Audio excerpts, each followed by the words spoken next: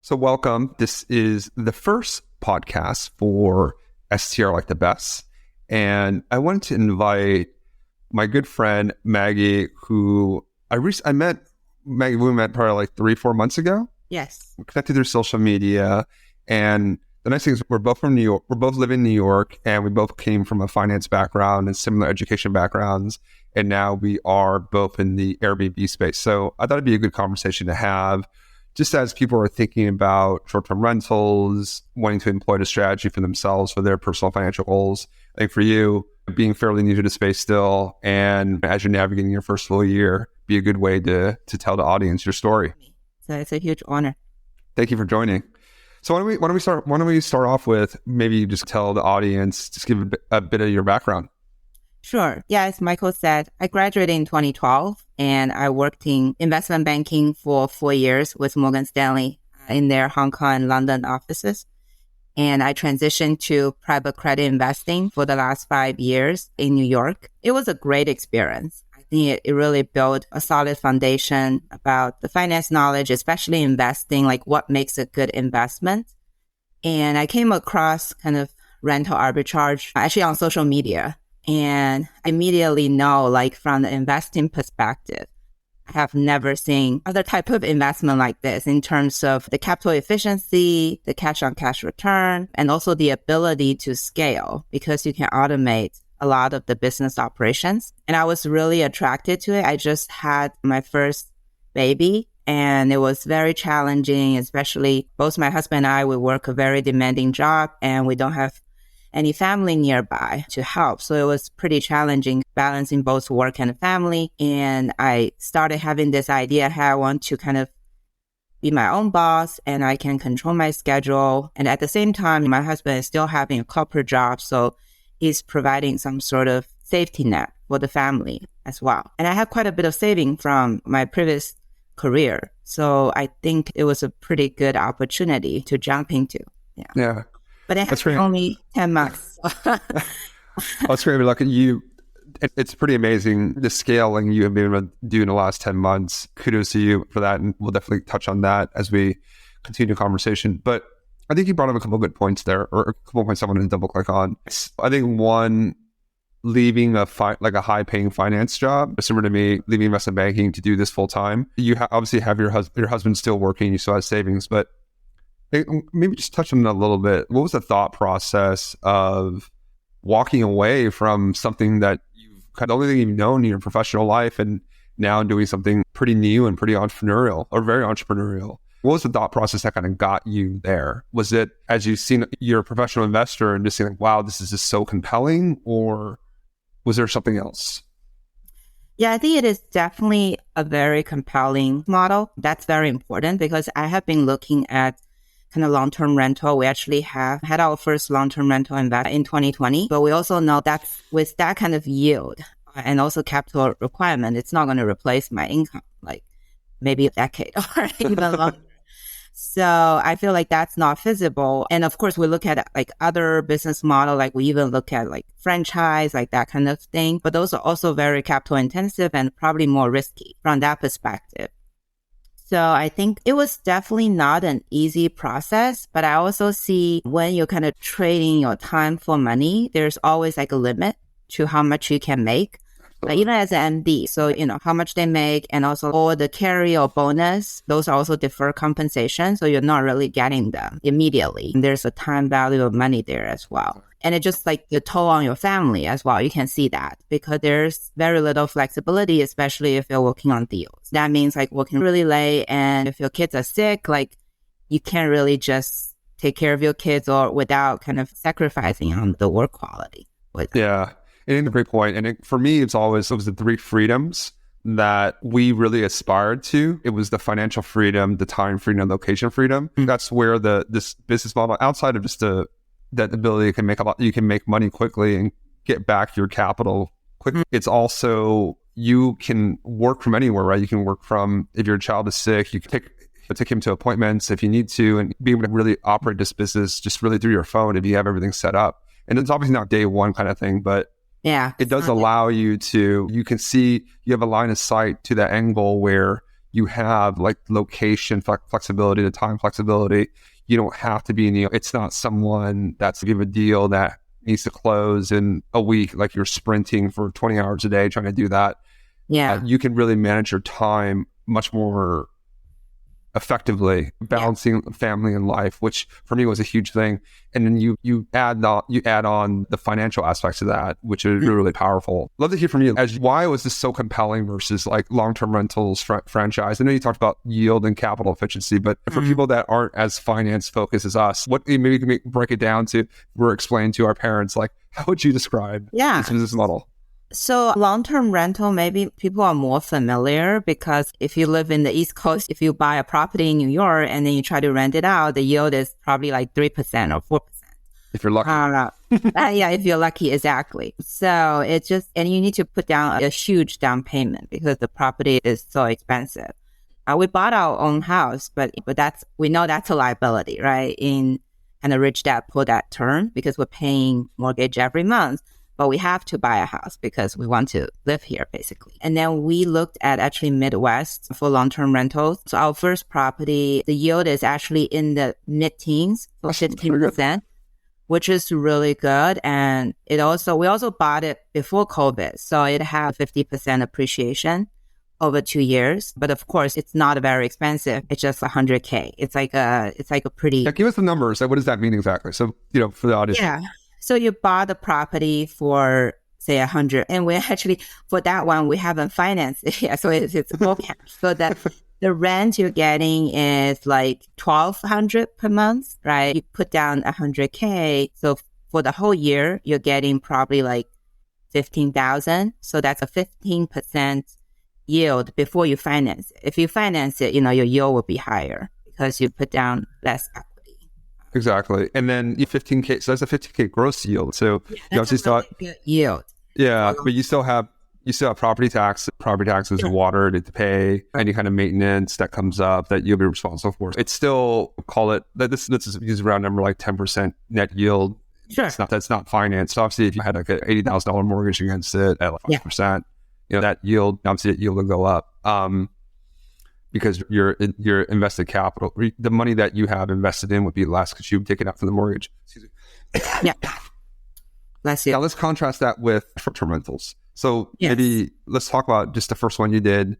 Maybe give some numbers around money in, gross like yield. That'd be great.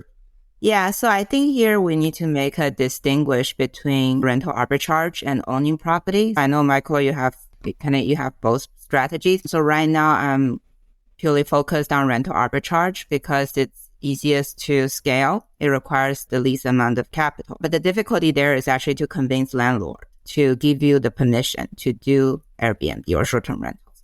So for my first property, it took me almost 2 months to find the first lead.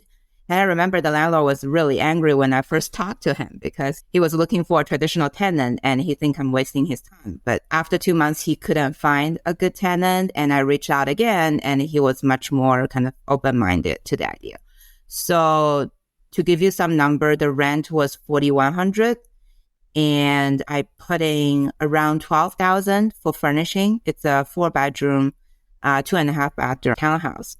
And I also use labor to help me set it up. So the labor was probably around $2,000, handyman and a cleaner. So all in is around maybe say $15,000. Of course, you need to put down first month's rent as a deposit. And then in the first 10 months, my gross revenue is, I think it's around $110,000 in gross revenue. Yeah. It's amazing, right? So let's maybe just pause there for a second. So doing $110,000 on 10 months. So if let's just add on a little bit to account for 2 more months. So let's say you do, let's make the math easy, $120,000 and your rent is $4,100 a month. So quick math, right? That is less, let's just say $50,000. So you already have $70,000 of gross profit. So to say profit after, or gross revenue after rent. So that's a lot of room to play for. You obviously need to pay for your cleaning. Yes. You have to pay for utilities, your water, electricity, and other kind of operating. There's just nothing else like this in traditional real estate investing where you get that kind of yield. And effectively, you can get all your in your Yeah, space, you've I got got my all your you've gotten all your cash out in the first 6 months, let's say, and your cash flowing. So if we were to say cash on cash, it's infinite right now yeah. because your denominator is zero. There's That's actually correct. error function because you don't have any money in that property anymore. Obviously, you have the liability on that lease, but that lease Mm, actually is valuable, doing $12,000 of revenue per month on $4,100 of rent, That's which is correct. amazing. Yeah, Right? Which, it just to is great. reemphasize, that is really something that you don't see anywhere else in real estate investing. Not even real estate investing, but just any kind of investing. Like most kind of operating businesses or hospitality businesses, that margin is just unheard of. If you don't actually see it, it's hard to believe. So it's funny when you talk to other people, they're like, I don't know, that sounds weird. But when you do it yourself, you're like, wow, like this is actually real. And I went through that exact same journey a few years before you, but we've grown now to 20 properties in Philadelphia. We have 6 properties, vacation rental properties that we own in Tennessee. Mhm. Been able to take that arbitrage profit, reinvest it into properties that we own. For us, that's always been the goal. Our view on building long-term building and compounding long-term wealth is through real estate. And there's a bunch of tax benefits, and one, you get the benefit of the property appreciating, and then Yeah, you get the tax benefits from depreciation. yeah, One thing people don't talk about is you have control. No, your landlord have a lease, but at the end of the lease, they can say, no, we don't want, thank you for yeah. renting for us, but we want to do it ourselves now. And now you're Right, stuck with a liability with your furniture. You have to find a home for it and get it working for right. you again. But when Mhm. you own it, to your point about buying a house, like no one can ever kick you out of your own primary residence. And I think with arbitrage, no one say the fallacy of it, but that is definitely a risk that it's not a forever stream of cash flow It is right. versus owning your own stuff. And so really combining the two strategies is really powerful because you're able Mhm. to get the operating expertise from the arbitrage for the low amount of capital up front, learn the business, and then take that knowledge and scale it to buying your own properties. So that's great. Congratulations on a very excellent first investment. Thank Tell us you. about now, like where are you now in your journey?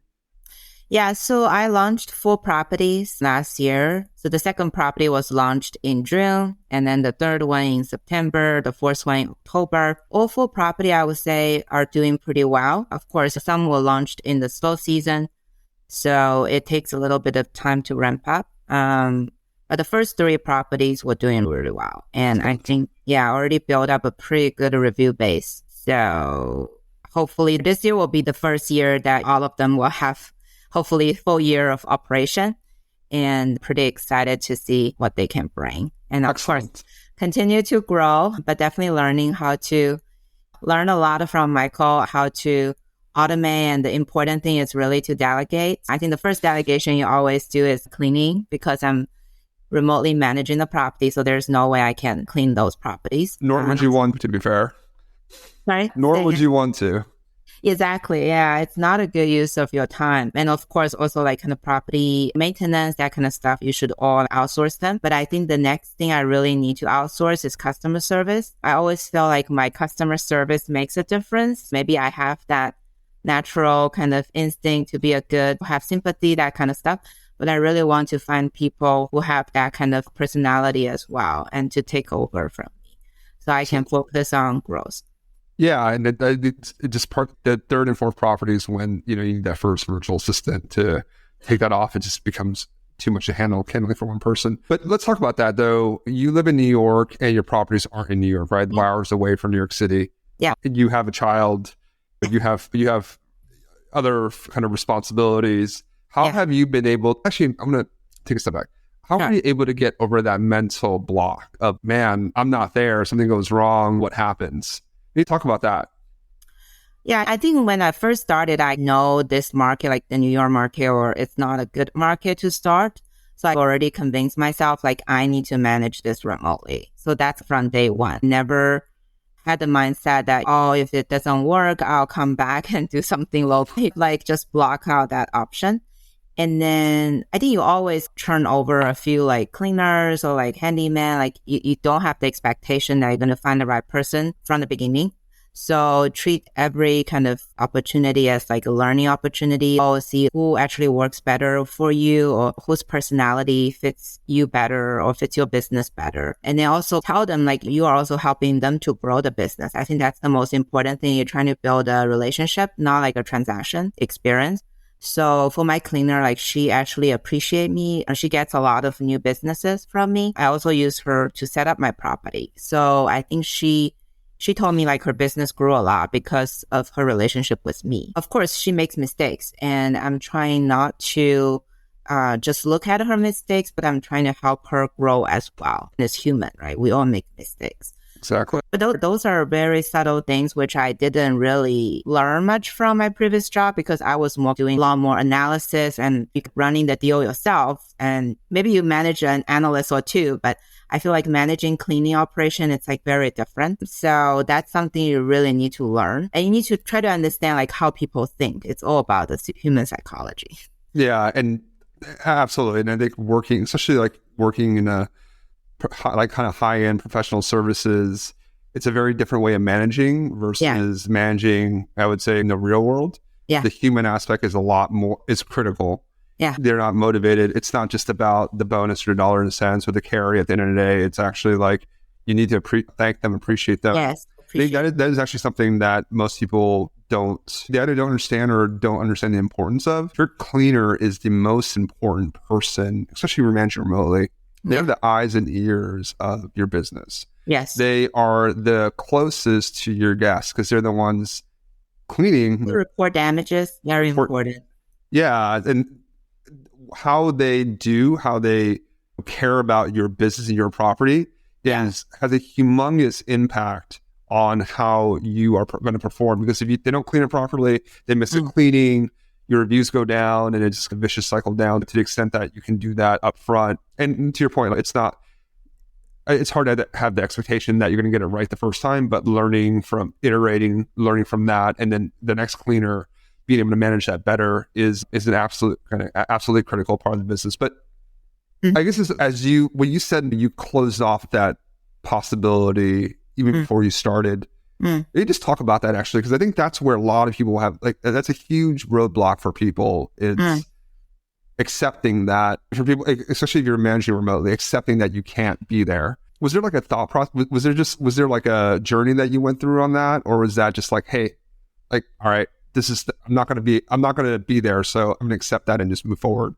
Or was there like a journey that you went through to so I think, get there? I think there is a journey. And I think what I try to do is initially, like, for example, for the setup, like I try to be there. And now I try not to be there even for the setup, which I know it's extremely hard. Like I still have to go there for the final inspection. But for my third and fourth property, I really kind of worked out a process where I was not there for the first kind of 3 days of setup. And I just went there for the last day for the photo shoot. And I think that really gave me the confidence hey, if I can do the setup remote, like literally anything else I can do. Like I'm trying also to do like quality control myself, but I realized, hey, why not just give it to the cleaner? And I frame it as, hey, I'm trying to give you more opportunity to learn new skills. And of course, you have to find someone who is intrinsically motivated. Exactly. Want to grow their business. Yeah. That's great. It's great you found a partner that just doesn't think of themselves as a cleaner. They think of themselves as operating a cleaning business. So I think that's different. Like where you meet people that are just like, I'm a cleaner. No, like you are especially like it's their business. Like you're a business owner that's like cleaning right now. But as you scale, you're going to hire more cleaners and build a business for yourself. We went through a very similar journey in Philadelphia. We found someone on Craigslist, actually, David Tanisha. Okay. And we've been able to grow the business with them. We were lucky enough that we've been able to grow the business from them from day one. And of course, there have been mistakes on their part, mistakes on our part. Yeah. But they always have a mindset of a partnership and building a business for themselves along with us. Yeah. I think that is a really important part to get right, is to find that cleaner that has that kind of that right mentality. It's going to just help you grow that much faster. Yeah. Because there's a lot of sorry. Go ahead. Maybe go ahead. Because I find there's a lot of cleaners who just want some extra income. But unfortunately, that kind of people will not help you grow. Because when they're sick or when they feel they don't like doing the cleaning, they will just tell you like the day before, hey, sorry, I can't be there. And then you become the manager. Like you really need to find backup. Only when I found someone who is really into, because the first time I talked to my cleaner and she told me, hey, cleaning is $1 billion business. I'm like, oh my God, I haven't talked to anyone in the cleaning who think like an investment banker, that one. I love it. Yeah, exactly like him. And I was, wow, that is very, so I think it really takes ownership and activeness. Otherwise, like people just treat it as some extra income. Very cool. And TAM for everyone, TAM means total addressable market. It's just a finance term on like how big a market is. So if someone's thinking at that level, then that's someone that, if someone said that to me, oh, wow, okay, I want to work with you because like you're already thinking a different way than 99% of other people. So a lot of it's just kind of like mindset too. Yeah. Actually, that's a point I want to talk about. You and I have had kind of private discussions about this, but mindset, right? As you evolved your mindset from a 9 to 5 a.m. probably at times, right? But from 9 to 5, from a W-2 to being an entrepreneur, maybe just talk a little about that journey, about how you were able to do that. You're asking about, you first have the work schedule basically, and now you have to design your day, that kind of transition. Yeah. Exactly. Yeah, so that was a big change, I have to say. I'm still struggling sometimes a little bit. I think probably the most important thing is to set goals, but I feel like I really need to develop that better. It's almost like setting annual goal, like also like you need to break it down into like monthly goal. I think last year I set a goal, I want to launch a new property every quarter, and I just work towards that. And I hit it, which felt pretty good. But I feel like this year I probably need to go a little bit more ambitious. And then you need to break it down into weekly, and much better is design your day the day before. But I feel like I didn't really do a good job. Maybe just because my toddler schedule is very unpredictable sometimes. But I think that's probably the biggest change, is because at work, you are given the work. You're working on 3 deals and you have all those cost schedule, blah, blah. And you have like weekly meeting to talk to the investment committee or that kind of stuff. Right now, you almost have to design all those yourself and hold yourself accountable. Exactly. Yeah. And I think that's the hard part, because I'm doing it. I know you are doing it with your wife. I feel like having a partner gives you accountability. But for me, I feel like I'm having just myself right at the moment. And also my husband is working a 9 to 5. So our schedule is completely different. So I need to do that better, and then maybe have business partners to help myself accountable. Yeah, no, working with a partner definitely helps in accountability, but it's hard. Obviously, being married and building a business together and raising a child together, it's a lot to do. And I think that's where Liz and I have done this for so long now. You just have to resolve conflict quickly. You have to divide church and state a little bit. There's a work life and there's a home life, and try not to let the two commingle to the best you can. Right. But for us too, it's also, it was a big financial risk for us. Just like we're both in this business, we always have our savings. This is like our main thing, kind of like it has to work. Yeah. And so that's a great mindset. If something has to work, I think everyone will make it work. Yeah, it's like Cortez when he burned the boats. You just like, all right, look, we're here. Like it's either we're here now. So either we live or die with this business. Yeah. Not to put it in like morbid terms, but it really is. There's no way back. This is the way we think about it. It's just, we have to, and I think that's just a good mindset, because it really sparks your creativity. Maybe it's that fight or flight mindset in your head. Like there's no flight anymore. It's like, all right, like we're just going to figure this out. And for us, a lot of it was just during COVID. We were operating during COVID, and in that, it was like March 17th or 18th. It was like, wow, empty calendar and a bunch of properties that we need to fill. Yeah, I can imagine. That must be pretty scary. Especially you don't really know what's going to happen. It's all the uncertainty. And I think that's where it's like planning day by day was really helpful. Just like, all right, the night before, like, all right, we need to do X, Y, and Z. We don't know if it works, but let's just put our heads together. Like, what would give us the highest probability for success, and just to drive that and then iterate it, but like figure out what would work.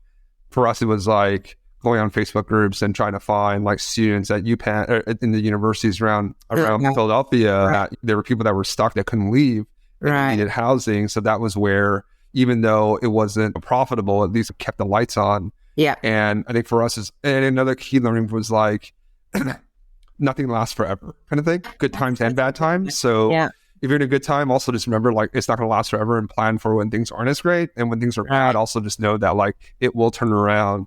And there really is, if you can outlast the competition, like you will win. And part of it's just like survival. If you can survive, and COVID, it was the 6 to 8 weeks. If you could survive that 6 to 8 weeks, cut the losers and just focus on the winners. And then that's where you can really, and I think that's how we survived. And it's more like a global lesson. It's just like outlasting the competition, because eventually it will turn. And if you're there, when the demand comes back and there's a lot less supply, then that's when you can get the outsized returns. And it'll more than make up for us. It's more than made up for the losses. We've had 2 years of really good performance with COVID or the opening of COVID. And so I think let's maybe just this conversation as we're looking at 2023, or we're now in 2023, there's obviously economic uncertainty. How are you thinking about that for your business? Yeah, I think definitely a lot of people talk about that, but I really think from my perspective, first of all, I see a lot of demand. I wouldn't say those are discretionary travel. I feel like a lot of that is actually necessary travel, because like people actually are visiting like family or that kind of stuff like in the area. And there's usually like people traveling in slightly larger group or 3 generations. So that's a lot of my clientele.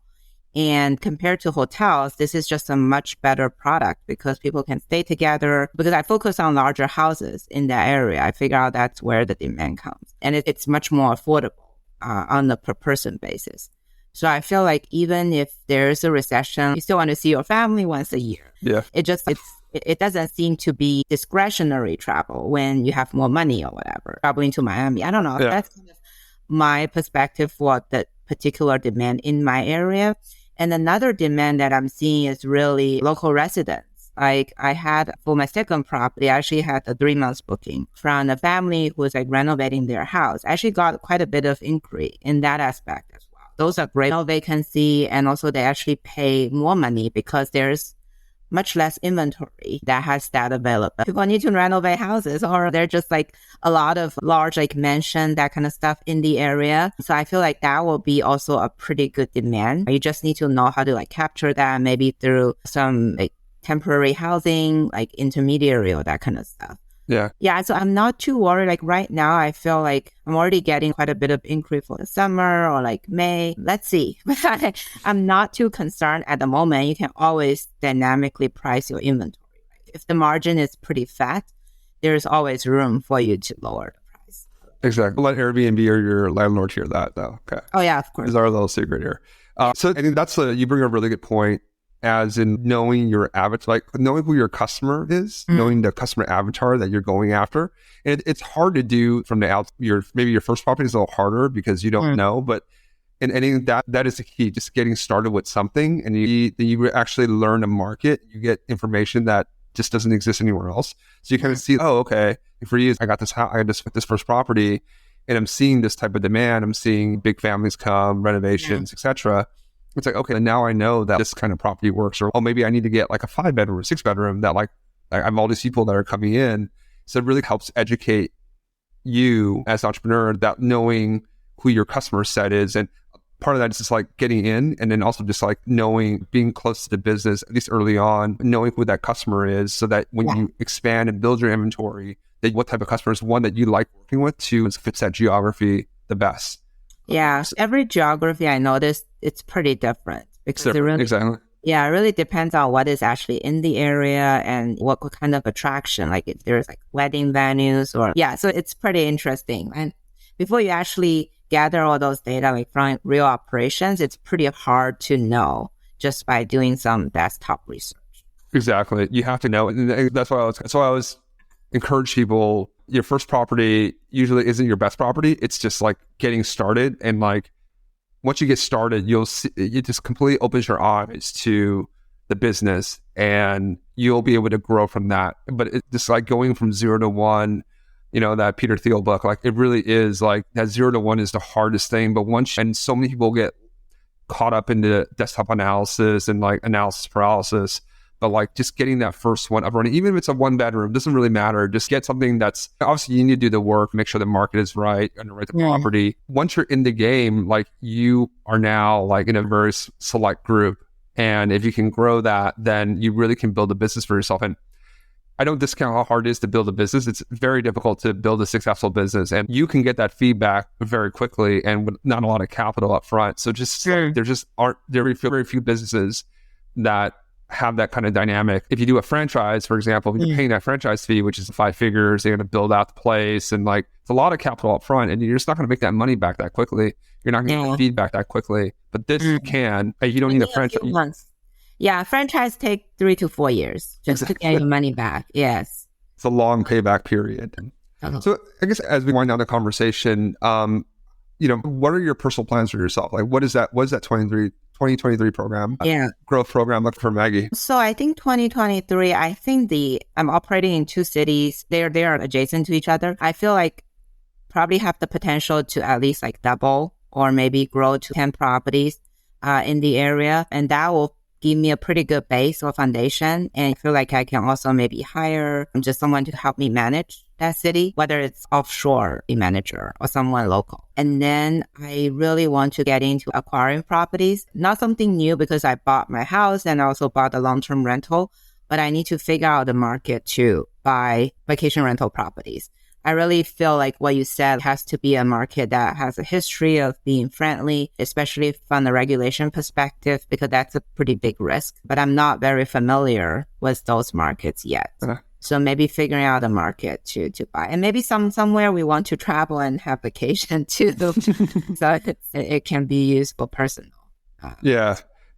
That's the next level. That's the next level on this investing journey is buying, right? It is a very different lens that you look at because you own that asset. You're going to own that asset, and that market selection is much more important.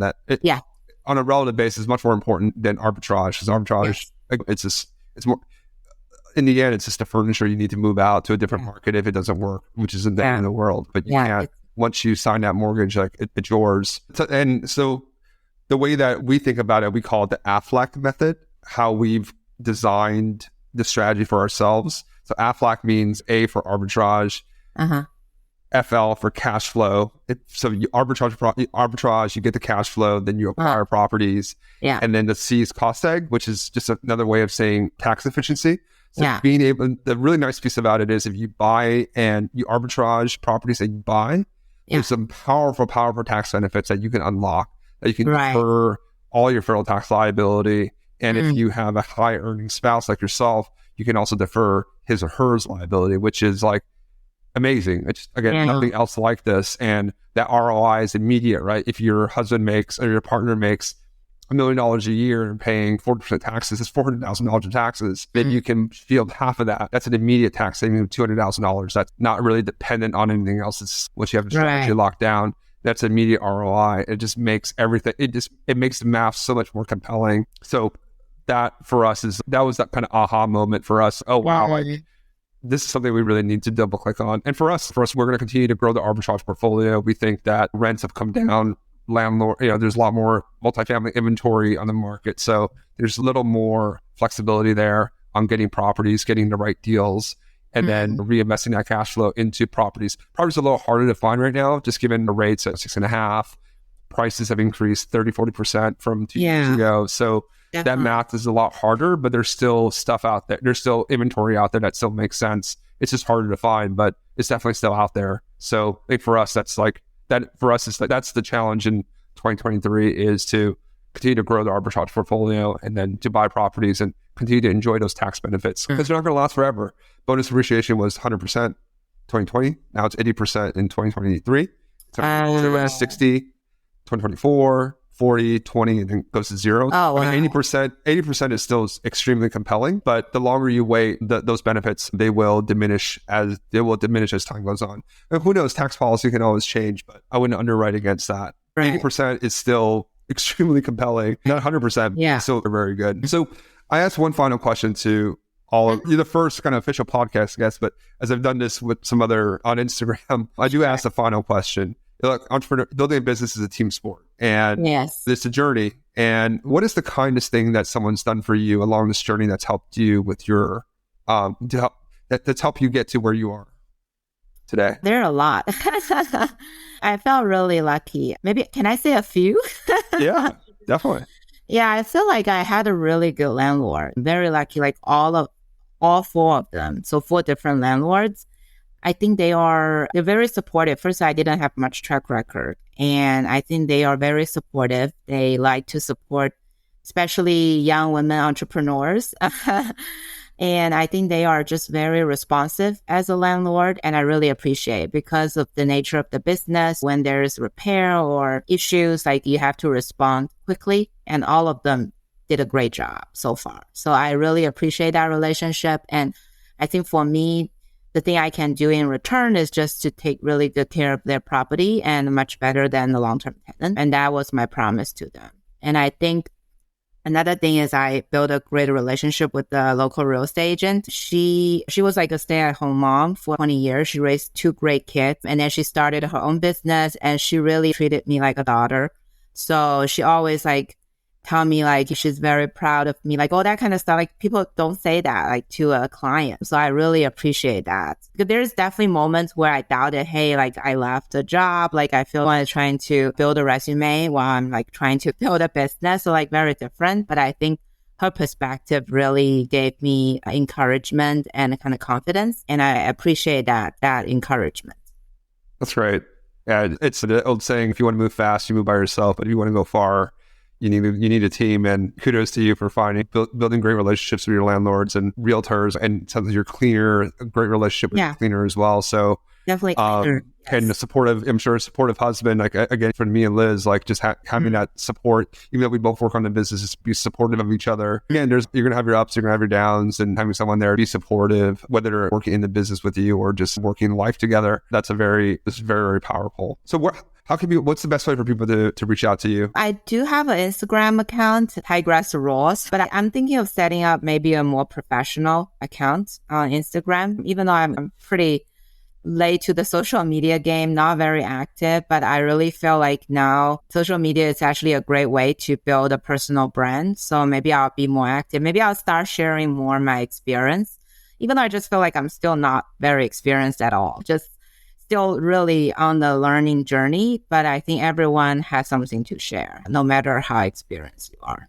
Absolutely. Like you're in the 95th percentile of operators with 4 units, right? And that's a factual statement. If you look into Airbnbs, like less than 5% of hosts have more than 3 properties. You're already there. I look forward to continuing this journey with you, and thank you very much for spending the time today to tell your story. Yeah, thank you. It was a great pleasure. It's always a pleasure talking to you, but I really appreciate this opportunity. I think you guys are building a great community, and I think especially the free knowledge that you guys are sharing, I think it's really helpful. So you should keep doing this. Thank you. That's really nice of you to say. We're learning the social media. We're on the social media journey as well. But it's been great to tell the story and to meet great people. And I connected through Instagram, just meeting like a lot of really good people. And it's encouraging for us, the journey for us, like just hearing other people being successful. It makes us want to run faster, run harder too. Yeah, no, really, I'm sure we'll continue to talk. But thank you again for joining me today. And that was the first episode of S Tier, like the best. Thank you for being the first guest.